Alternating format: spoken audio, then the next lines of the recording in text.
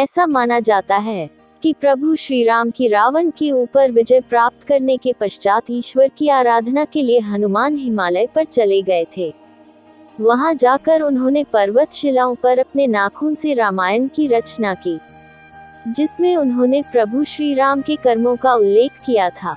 कुछ समयोपरांत जब महर्षि वाल्मीकि हनुमान जी को अपने द्वारा रची गई रामायण दिखाने पहुंचे तो उन्होंने हनुमान जी द्वारा रचित रामायण भी देखी। उसे देखकर वाल्मीकि थोड़े निराश हो गए, तो हनुमान ने उनसे उनकी निराशा का कारण पूछा तो महर्षि बोले कि उन्होंने कठोर परिश्रम के पश्चात जो रामायण रची है वो हनुमान की रचना के समक्ष कुछ भी नहीं है, अतः आने वाले समय में उनकी रचना उपेक्षित रह जाएगी। ये सुनकर हनुमान ने रामायण रचित पर्वत शिला को एक कंधे पर उठाया और दूसरे कंधे पर महर्षि वाल्मीकि को बिठाकर समुद्र के पास गए और स्वयं द्वारा की गई रचना को राम को समर्पित करते हुए समुद्र में समा दिया। तभी से हनुमान द्वारा रची गई हनुमत रामायण उपलब्ध नहीं है। तदुपरांत महर्षि वाल्मीकि ने कहा कि तुम धन्य हो हनुमान, तुम्हारे जैसा कोई दूसरा नहीं है।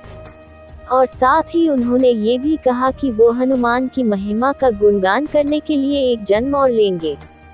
इस बात को उन्होंने अपनी रचना के अंत में कहा भी है। माना जाता है कि रामचरितमानस के रचयिता कवि तुलसीदास कोई और नहीं बल्कि महर्षि वाल्मीकि का ही दूसरा अवतार थे।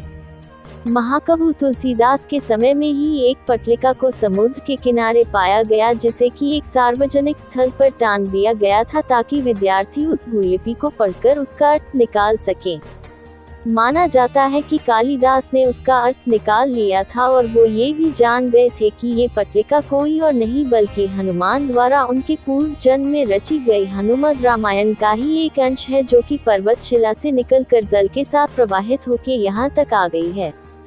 उस पटलिका को पाकर तुलसीदास ने अपने आप को बहुत भाग्यशाली माना कि उन्हें हनुमत रामायण के श्लोक का एक पद्य प्राप्त हुआ। वीडियो को लाइक करें और हमारे चैनल को सब्सक्राइब करें। मिलते हैं फिर एक नई वीडियो के साथ, तब तक के लिए जय हिंद।